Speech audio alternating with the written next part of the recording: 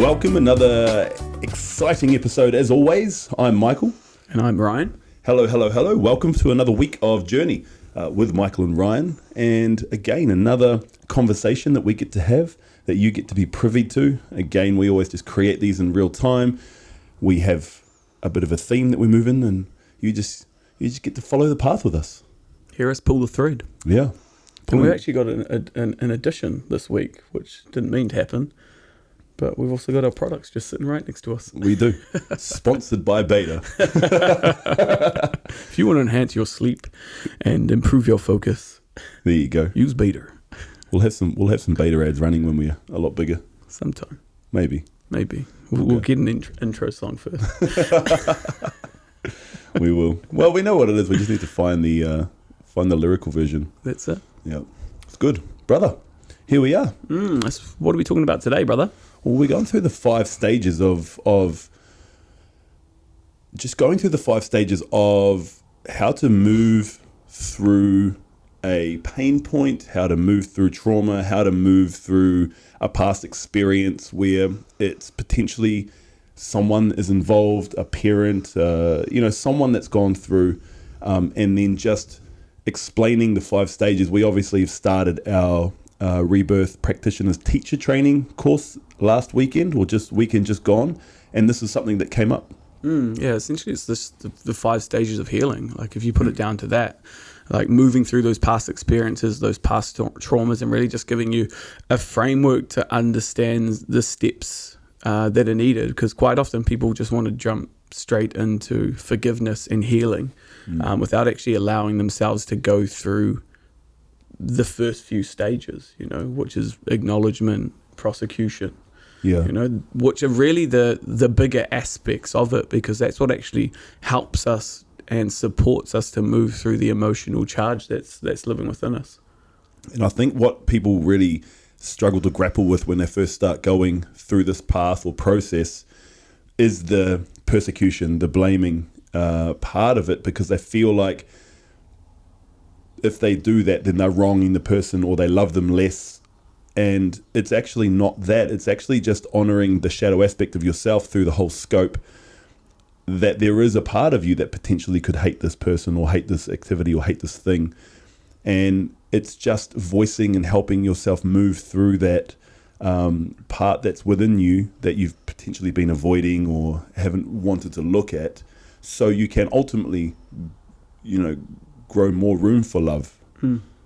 Totally. And just because there are nasty things that you might want to say to this person, you're not having to sit in front of that person and try and say it to them.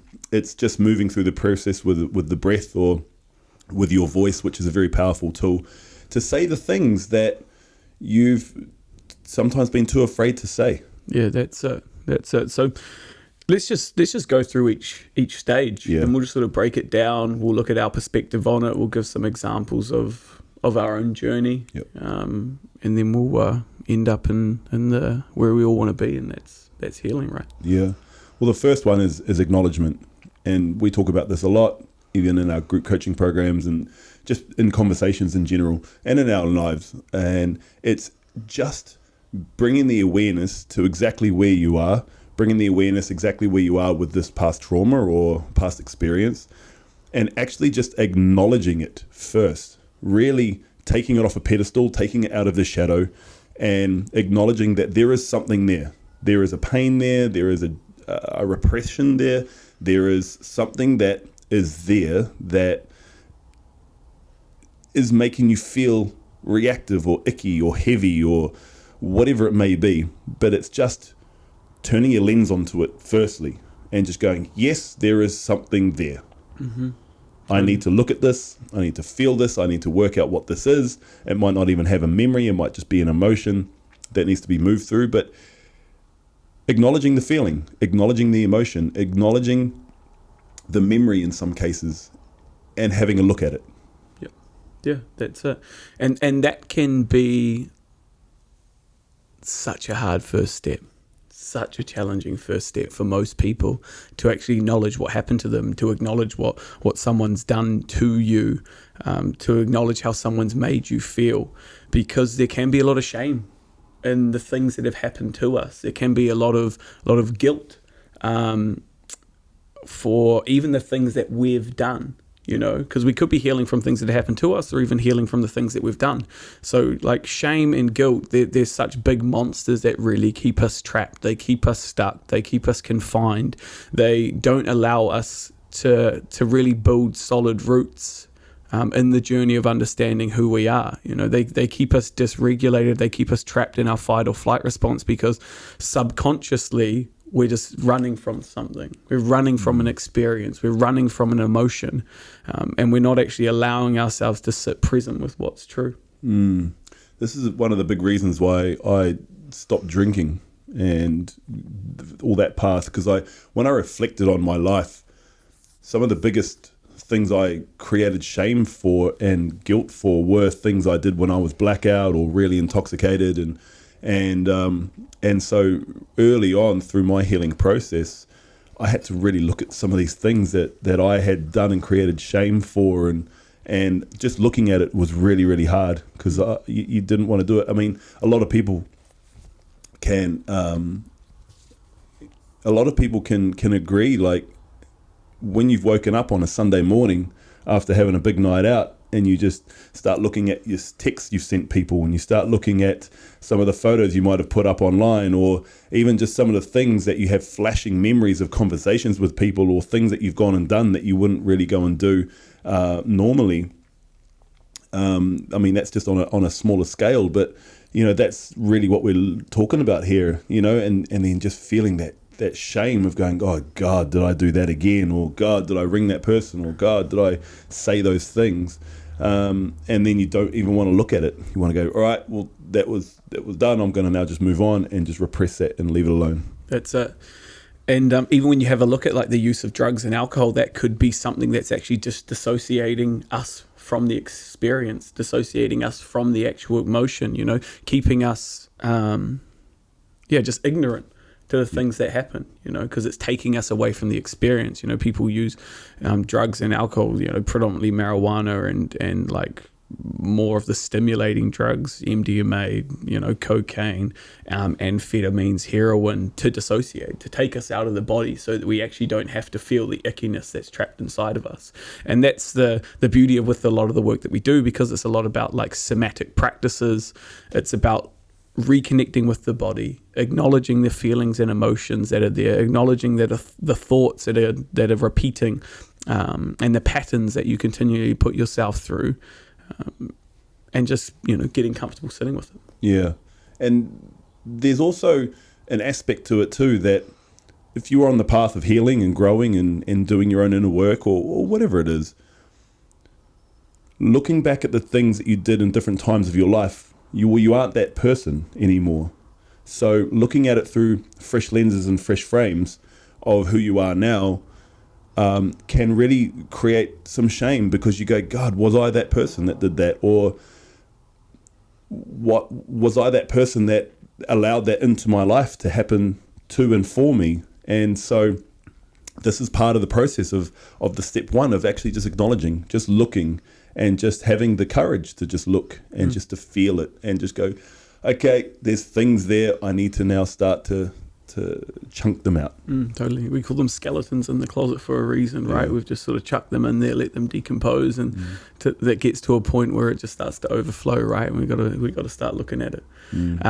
So acknowledgement, that is the first step. Acknowledging what's happened to you, acknowledging things that you've done, and to even just process that. Like there's many ways of doing it. You can use things like journaling, you can use talk therapy, you could even just have conversations with the people that you love, even just sitting in meditations, or even through breath works. It'll give us an opportunity to actually acknowledge what's happened to us, because it takes us into our subconscious mind where all these thoughts, feelings and emotions are repressed, and it really brings it to the forefront. And that's the beauty of the breath, is it's going to bring forth what we're ready to deal with, what we're ready to acknowledge. I think that's a really good point. When you start moving into breath works and different things like that, what we could be afraid of is the magnitude of some things that we know are sitting within. And multiple times I've had clients, we go through the talk therapy part of it before we move into the breath. And some of the things that we've spoken about might not even come up from the subconscious, because the subconscious will only throw up what you're only ready to deal with, And this is why, even with the amount of rebirth that we've done on ourselves, every now and then there's still more things that pop up, because ultimately we weren't ready for it in any other stage, except, okay, now you can drop into this. Now you have the capacity, your nervous system is safe enough to be able to see it, to feel it, to move through it, and to heal from it. Totally. So acknowledgement, acceptance, that is the first step. Then after that is the beauty of the persecution. And this is often one that people miss out. They go straight from acknowledgement to forgiveness. Yeah. But how can you truly forgive someone if you don't truly condemn them for what they've done? Yep.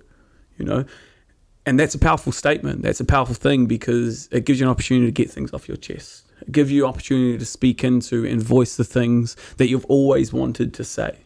And it's a beautiful process that we went through in the weekend, and a beautiful process that we often do with clients, especially when it comes to like healing the mother-father wound, or even any wounds, is just creating a space for you to voice the things that you've never had the courage or the capability to say before. The voice is a very powerful tool. It's a very powerful somatic tool for you to be able to, as you said, get things off your chest. That's why anxiety feels so heavy on your chest, because we lock it up, and that energy and that emotion, or the energy in motion, just gets stored there. And so multiple times when we're getting people to move through this process, they go to try to say something, but they actually cannot. Yeah, it's their shadow facing off with themselves. Yeah. And you can see them wanting to, but they have created such a program in themselves that they just can't even say the words. And these people are not even anywhere near them. They're hundreds of Ks away some point, or they're nowhere near to be found. But even just to say the words that, sometimes I hate you, or fuck you, or whatever it is, they just can't, because they're so conditioned to think that if I say that means I will love you less, or you will love me less. Yeah. Or it's even the idea of I don't want to bring it up. Yeah. And that's keeping people so stuck. Yeah. That idea of like, you have to be good, that you shouldn't be persecuting, or you shouldn't say these things because it's like maybe bringing in negative energy or all of that fucking bullshit. But the fact that you can't say something shows that you need to say something. It's conditioning. Yeah, because you think that you can't, because your whole life you may have not been able to voice to your parents what you need, or you might not have been able to communicate how they actually treated you, or even past relationships or past friendships. The things that we keep inside and don't say are making us sick. Yeah, and they're keeping us small. And they're keeping us quiet. We have a voice for a reason. And this goes into boundary setting and things as well. If you can start to really master this, then you can actually start to set boundaries. And then what that does, if people keep encroaching on the boundary, then you found boundaries that you've set, then you need to start having a look about, are these people prevalent to have in my life still? Because they obviously are not respecting me, or the boundaries I'm setting within myself, because I'm starting to use my voice now. And this can all just start from you sitting into a room and just going through the mother-father wound, or whatever it is that you want to move through. We're not saying that you have to now sit down in front of on the table, eye to eye with that person, and be like, you did this to me and you did this to me, because that's not what we're talking about here. We're not sitting here to blame someone, to hurt them, to make you feel bigger. Totally. By bringing, by passing your hurt onto them, because hurt people hurt people. That's not what we're saying here. What we're saying here is it's the process of you seeing your own conditioning to be able to expel this conditioning and face off with it. There's a lot more to this substance than actually just saying fuck you and I hate you and this and that. Totally. It's sort of the actions that come from that, and it's the act of doing it that's actually healing.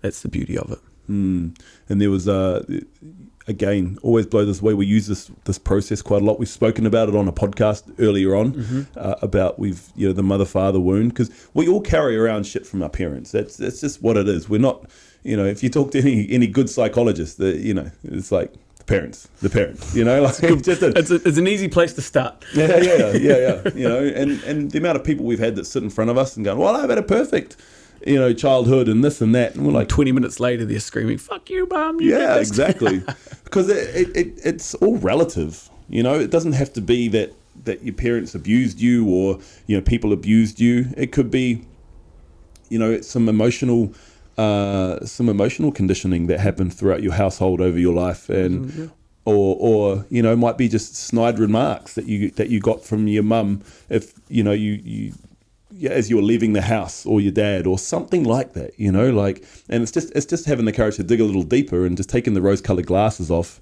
and it's ultimately cutting the cord as well, because when you start moving into the parent blaming situation of this healing process, you're seeing them as humans. They're not the gods that they needed to be when you were first born, and you would have died if they stopped feeding you or stopped housing you or cared for you. But we take that God mentality into our adult life, and it doesn't need to happen. They're just humans, and they're infallible humans, just like you, just like me. And you think about, imagine if you had a utopian life, you know, like your life was the Garden of Eden. Everything was just catered for you. Like you had no issues, you know, no challenges, no nothing, right? What sort of person do you think you would be as an adult? You'd be meek. Very You'd be meek. weak, because you wouldn't have had any real life experience. You know, if life got tough, or there was challenges that you needed to face, or things that you needed to voice, you probably wouldn't have the courage or the resolve or the resilience to actually work through them. You wouldn't, right? And so these are where the things that make up your personal reality, which is your personality, come into play. You know, you chose your parents for a reason. You know, you created the karmic response of choosing to be conceived and concepted by these two people for whatever notions of things that you need to go through. And the parts of your personality that are created through the hardships and the sufferings and all of the things that they fucked you up with, you get to a stage that we're going to talk to at the end of this process where you just go, yes. Thank you. And that's a beautiful place to be, but you have to go through these 5 steps first, or 4 steps, to get to the 5th step. Totally. Yeah, and it's freeing, you know. Once you can find the courage to share the voice, and to sort of unlock the throat. Because it's really funny, as you're going through this process, it's like you feel the heaviness in your heart and you feel the tightness in your throat. And it's like someone's stopping you from voicing these things. It's like someone's strangling you energetically.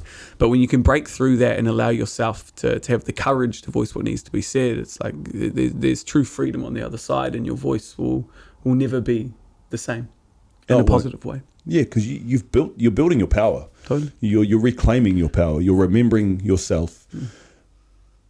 But the aspect of yourself that has to do some blaming, you've got to give back their shit. You've got to give it back to them, because it's not yours. Yeah, it's got given to you, and you're holding on to it as an identity, as a part of yourself. And that's your choice. It's your choice. That's your choice. It's not your fault these things happen to you, but it's your responsibility to heal them. Yep. Yeah, absolutely. The notions of victimhood versus the notions of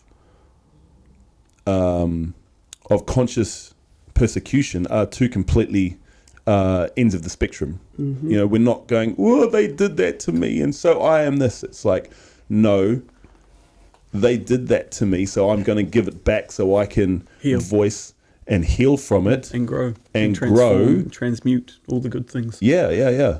And so I can get to the process where I can love you more. Totally. That's it. And that's the whole reason we go through a healing journey, so that we can love more.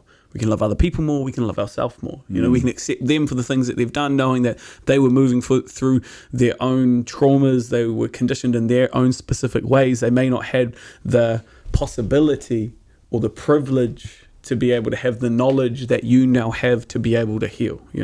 We are in such a privileged environment compared to our parents when it comes to understanding trauma, the nervous system, the breath and the way it heals, psychedelics and the way they heals, the different forms of psychology that are there now, the abundance of information that there is. The generation before us didn't have that, and the generation before that were in war. Yep. Yeah, and so if the buck's stopping with you, it's a heavy burden to wear, but I can tell you that it is a fucking ride, and there is glory at the end of it for yourself. Well, through it there is. So when you're going through the persecution, you're going through the blaming, it isn't because you love that person less, it's because you love yourself more. Totally. And when you can love yourself more, you can allow more love in for others and things and life and this beautiful world we live in. It's really just doing the work, like we talk about the work. That's the work. It's just healing yourself to get to a place of fucking connected individuality. I like that, connected individuality. Yeah. I had something really sticks in my mind with Maestro Don Gino after sitting with him for 3 days in ayahuasca a few years ago. We were doing a debrief after one of the nights, and he goes, "You're special, not unique. Everyone's special. Everyone is special because you are fucking special and you are here, but you're not unique. Everything that you're going through, someone else is going through or gone through, and it's the ego, arrogant self of the human think I'm the only person going through this. And then when you actually realize that I'm not unique, but I am special, there's some freedom in that, knowing that everyone else is just going through the same shit, or everyone else is just as fucked up as I am, or all of that. You're not alone in this at all. And so that connected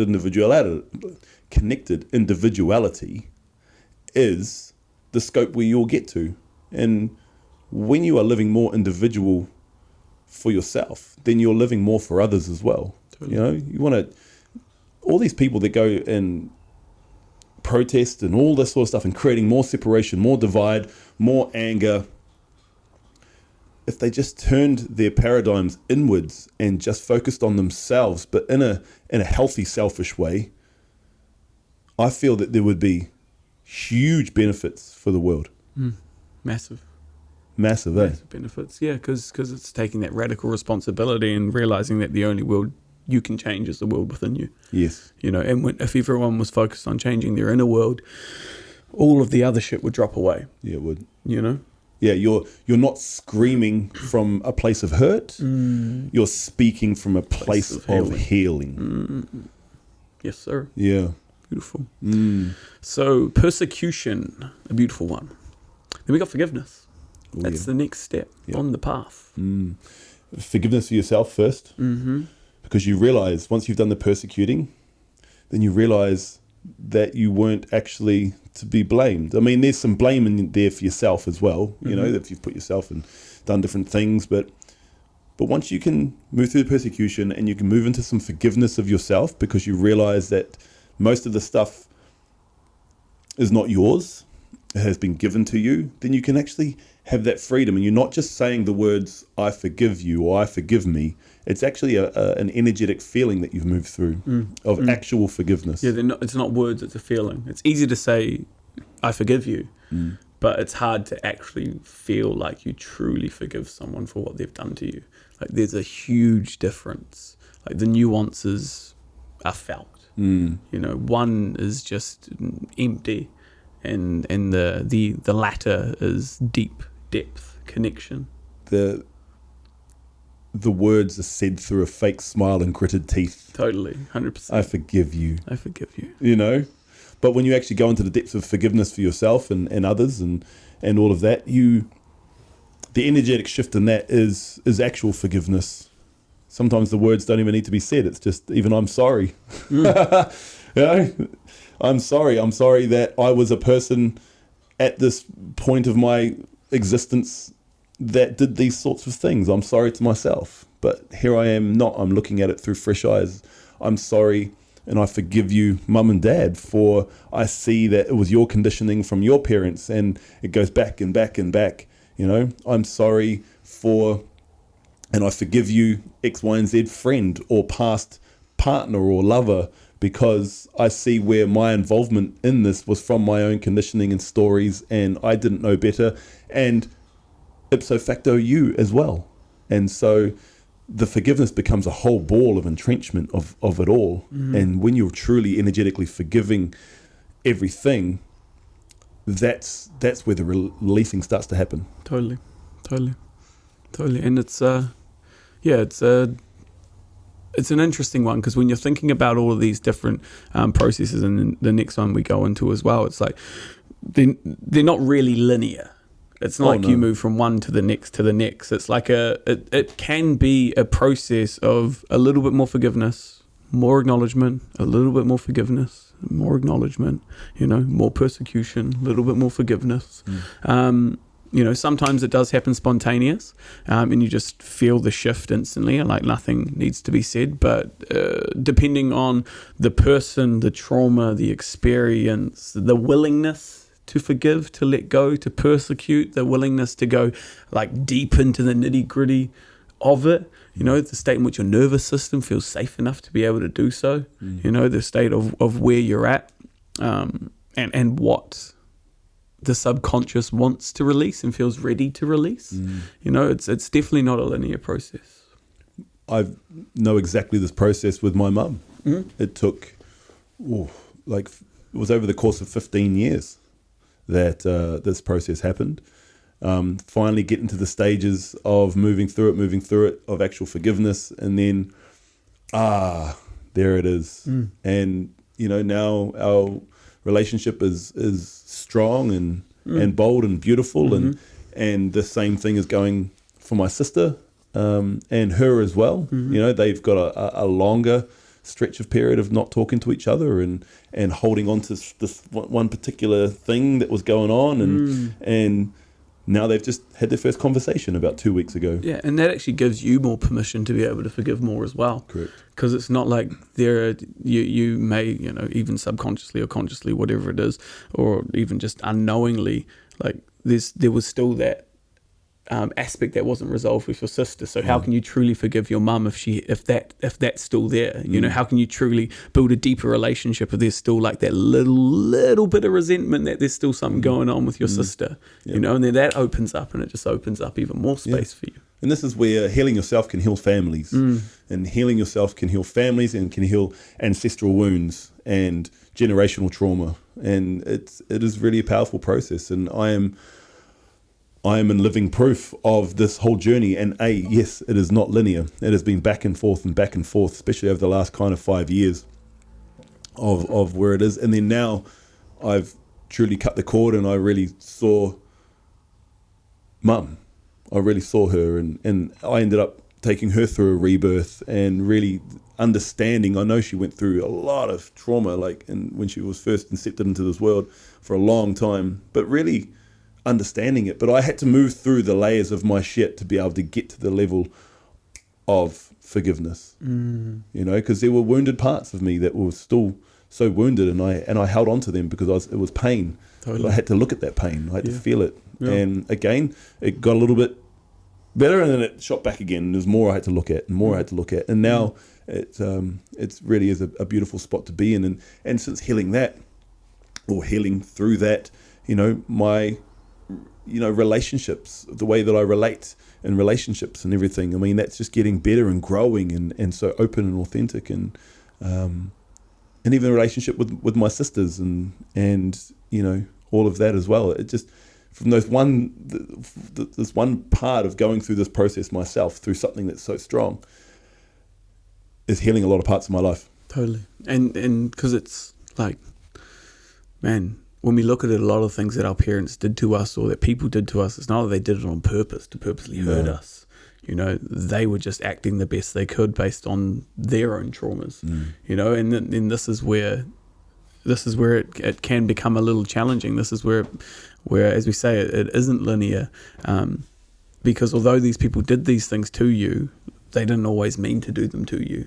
you know, and the way in which a person relates to one child may not be the way another child needs to be related to, you know. So it's challenging to be a parent, you know, and probably one of the big things is, and the one thing that I'm going to take into fatherhood and parenting is knowing that no matter who I am and how I act and the way in which I show up, even with the most love and care, I'm going to fuck them up in some way, you know? And all I can do is provide the tools and the strategies and the techniques,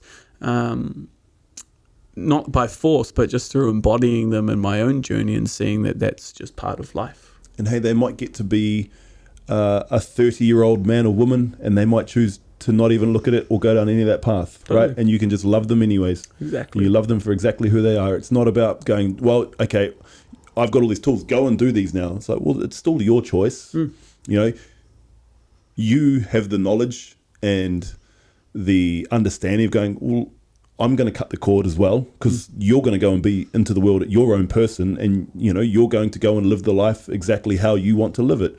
I'm always going to be here. I'm going to be your rock, and I'm going to be your standpoint. And if you do want to come in and go through some process, well, I have the tools for it. But if not, it's totally up to you, fine. And I love you just as much. For sure. So forgiveness of yourself and forgiveness of others.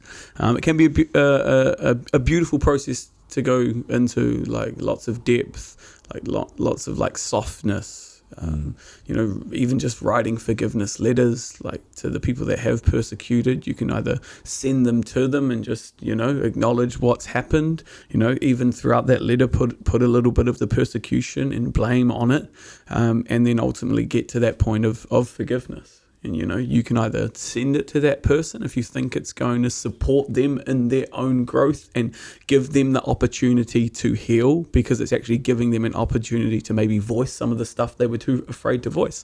And that's one of the beautiful things with my journey with me and my dad is it's like when I started to get to that place of persecution, I didn't come up with him with anger. I just like sat down with him one day and I was like, there's some things that I want to talk to you about.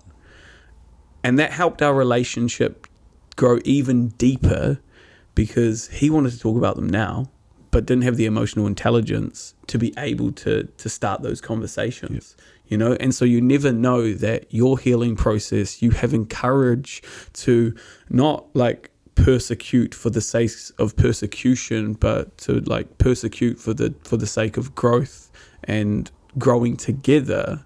You know, if you approach it in the right way, then it can be a beautiful conversation that creates spontaneous healing for everyone.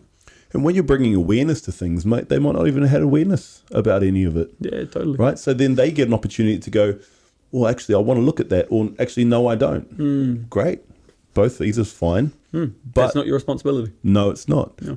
But you've brought the awareness. And, I mean, you and I are very much like this. If there's an awareness of something that anyone in our life needs to bring to our attention, well, we're all for it. Yes, it stings and it sucks and it hurts, but I'm thankful for that, because it's helping me grow, and so you can put that same paradigm on the person you want to speak to or write about or write to or whatever you want. It's just coming from a place of love, I think, is probably what I'm more getting to. Totally. Not anger. And if there is anger, you're just writing about the anger. It's not that I am angry. It's, hey, there is anger here of X, Y, and Z. Yeah. Dropping the I am statements is powerful. Yeah. Or you could be angry and you could be holding the anger, you know, or either or. You go, there is a part of me that is fucking angry because of this. But it's not all of you. No. Just a part of you. Correct. Right. And so it's getting comfortable with that powerful energy that is anger. And then there could potentially come some grief as well. Once you actually go through some forgiveness, you've released that heavy burden, you're light, and then the grief may flow. Totally. The sadness, the grief, the tears, the emotions, the weeping, the curling up in a little boy and just wanting to bawl and just wanting to be cuddled, right? That's it. Or the laughter. You go, we repress joy just as much as everything else. Totally. And there might be some amazing, joyful memories that you haven't really remembered, or you refuse to remember because the overbearing heaviness of the negative ones have really taken up your consciousness and your awareness. And so there might be some beautiful moments that you're just going, Oh yeah, I remember sitting in my dad's lap, when I was 4 and we were watching a certain TV show, and it was really nice. It was just us, and that's really self-soothing, because now you're remembering the times where you did get hugged, not just the times where you didn't, and then you can self-soothe. You can change your past by moving back into that energy. Go, that's what it felt like, because it's not all bad. Not all bad. It's not all bad. I mean, we're speaking from a privileged place here, obviously. For some people, maybe it is, but there's still glimmer moments. There's still going to be glimmer moments that you still hold within you, that you can tap into, that you can bring forth that joy and that comfort and that love that we all have been craving. Totally. And we all would have felt, Yeah. We all would have felt at some stage and some point. It's just the trauma, the heavy emotions are always going to be or leave a deeper wound or a bigger mark. So that's what can hold us back. It's Powerful. And then after forgiveness, it's walk a mile in their shoes. Yep. Empathy. So you've gone through the first 3 processes, and you're feeling lighter, you're breathing more into it, and then now you're actually putting yourself into their shoes, right? You're going, what was it that made you act that way? And now you're starting to energetically heal them through your own healing, like a lot more. And you're really just building empathy, because now you're ready to start to see things from their lenses. You're starting to understand that they were coming from a place of wound. They were coming from a place of trauma. And when you can really get into those shoes, this is what's really helped me with my mum's relationship, is really understanding. Once I got to that place of deep energetic forgiveness, and I'm like, great. One of the things that came to me was, I need to be the man in my mum's life that she never had. And it was such a light bulb moment. I was like, that's totally right. And so it wasn't me trying to father her. It was just me being a solid man, in her life, and going, hey, here's a safe space. I really want to, and it's curiosity. I really want to actually get curious about, what do you remember about your X, Y, and Z? And it was a really powerful conversation. We were in a car for 45 minutes, and she started to really open and share. And that really got me onto the deep path of, like, I knew some of it, and through my journey, I'm like, okay, well, this is why she's like this, but not to the depth of it. And so once I really understood that, and then took her into a rebirth, and the empathy just grew, because I was like, I really understand now, and I really feel it. It's like, oh shit, she's been through a lot. Yeah, for sure. She would have been going through a lot as she was raising you guys. Yeah, totally. And same thing with my dad as well. Like I've really sat with that, and I'm like, okay, why are you like, yep. Like, the empathy's really there, and the empathy can really it just escalates you in your own power, because now you're just going, if there was any point of putting them on a pedestal or still having that godlike figure, you truly cut the cord, because now you're going, I see you as a human. You're not my parent anymore. You're a human. Thank you for fucking what you did for me. And thank you for whatever you have done for me that I've moved through, because now it's put me into this position of more power for myself. And I empathize with you for what you went through, and this is why you were conditioned and you showed up in that certain way. Yeah, beautiful. It is. It's a beautiful part of the process. Yeah, the empathy aspect of just understanding what other people, or even just acknowledging it. That was something I started to notice with my dad as well. It's like the more I healed, the more I got open to having conversations and communicating, the more I was able to like give him a like love-filled hug. That's when I actually started to realize, like, shit, that's all he's ever wanted. Yeah. Because it would make him feel a little awkward. He'd start to like giggle if I just held like a little too long, and he'd just like giggle like a little kid would. And I was like, man, you've just wanted that your whole life, because his dad was like very similar to my dad. There wasn't much acknowledgement there. There wasn't a lot of like love and support there. My granddad was really, really hard on my dad, but that's because that's the time that they grew up in. So it's like the acknowledgement really wasn't there in the 50s.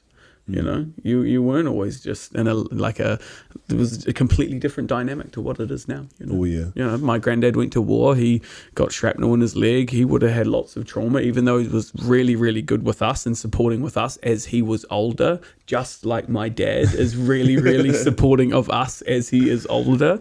He would have been just as hard as my dad. He would have been just as hard on my dad as my dad was on us. Yeah. And they would have called it shell shock back then, but it was just straight PTSD. Yeah, totally. You know, and that's coming through your genetic code. And since really, you know, understanding and getting to the empathy level with my, you know, especially my parents, you see a lot of your own stuff too that has been passed on. And you think, there's that. Actually, those are the parts of myself I most dislike about you, and they're the most parts of myself I really fucking told myself that I would never become like you, but yet I've become like you because It was the part that I really avoided, and it was the part of myself that I refused to look at. Totally. That's like normally the biggest fight. Normally the biggest wrestle within ourselves is actually accepting we're really, really similar to our parents, you know, and we've tried 30 years to not be like them. Yeah. Well, it's that teenager program that you want to bring through. I'll never be like my parents. Fuck you, you know. Yeah. It's like you don't need to carry that over. And once you just see them on a human level, you can love them. And I love my dad. I've always wanted him to be like different. You know, I was like, Dad, I wish, you know, and I actually wouldn't voice it to him. I'd be like, Dad, I wish you were like this and this and that. Like, and it's been interesting to have such a big age gap between my brother and sister from his second marriage. One's now 17 and one's 15. So, you know, there's like 17 years difference. And seeing him parent them as an adult the exact same way that he parented me, but a little softer because he's a little bit older, right? But the same emotional like cut off and cut on all the things. And I'm like, I want to say something. And then now I'm at this point where I'm like, man, I just love you because whatever you did, however you parented, got me to right here. The man I am today is because of all of that. That's the divine code. And so the walking in your mile's shoe, the walking a mile in their shoes and getting to that empathy level, it allows me to just love them more of exactly who they are, because I'm not a wounded little boy who's wanting to just change them. It's like, it's your choice if you want to change or not. For sure. And then ipso facto, with me being able to just be more authentically me and more love, it does shift them without even having to bring anything to their forefront. All of a sudden, like 6 months ago, I get a call from him. He's like, mate, I'm really enjoying these cold showers every single morning. I'm like, wow, that's epic. You know, I've only been talking about these for the last, 7 years. I'm like, what got you on today? He's like, oh, it was you. I said, that's amazing. And he goes, oh, I'm having some before I go to bed too. I was like, fucking, that's epic. Good like, work, I love Dad. that. Well done. Well done. You know, and for me, it's not such a big thing, but for him, that's a huge thing in his life. Huge step. Because he's such a regimented man, you know, and to change something like that in his life, to get a state change in a feeling and something he acknowledged me for as well, because that was something I've really struggled with, was if we've spoken about anything or if I've given him an idea and he'll run with it, you know, I could be the world's foremost Nobel Prize winning brain surgeon, you know, but I've always assumed that he would know more about brain surgery than me. Totally. You know, it's like old bull and the young bull, right? For sure. And it always frustrated me. But now I'm just like, I love you for that.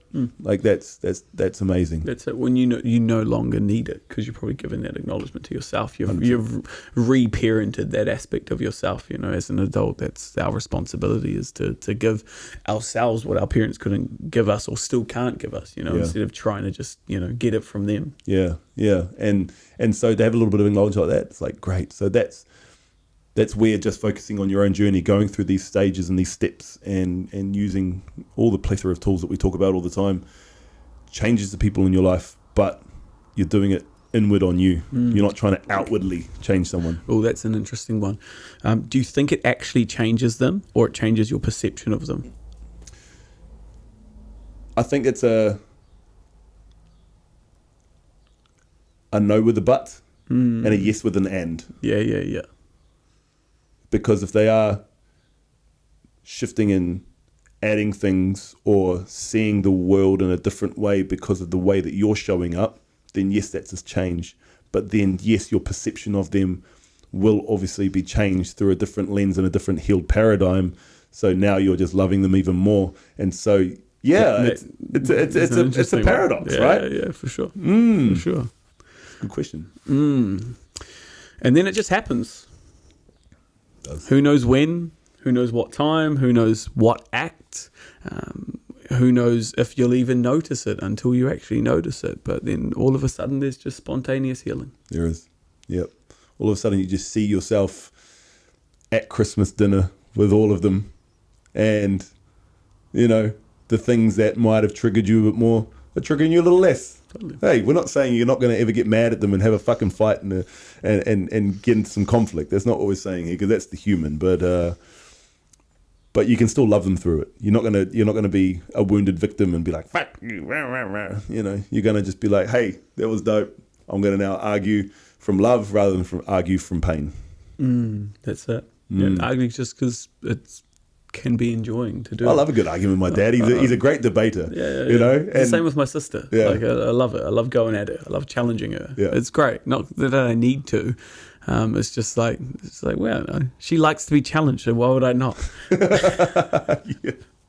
Yeah, exactly. Yeah, and it's fun, and it's a fun dance, and you can just hug at the end of it, even if they don't want to, because maybe they are feeling a bit winded. Be like, come here, give me a big hug. It's all okay. We can have opposing viewpoints on things and still love each other dearly. Totally. Totally. And that really is the beauty of it. Like this spontaneous healing, like it truly is spontaneous. You can't make healing happen. You can't choose when it's going to happen. Like you can take the actions to lead towards the path, or you can do the things and the actions that inevitably will get there, but you can't just be like, now I'm healed. It'll just happen. It just happens spontaneously. Yeah. And then also like our teacher Pauline, she says it really well. It's like the tree of life. You've pruned a couple of these branches, but then there might be a different perspective on a way of that particular experience as well, that you need to look at it from a different angle, and you need to feel it from a different angle. So there might be that one aspect, but then maybe another branch grows, and that's okay. You just keep moving through the process. As you said, it's not linear. You just keep shifting and moving, and then all of a sudden you're just finding yourself a little bit more healed.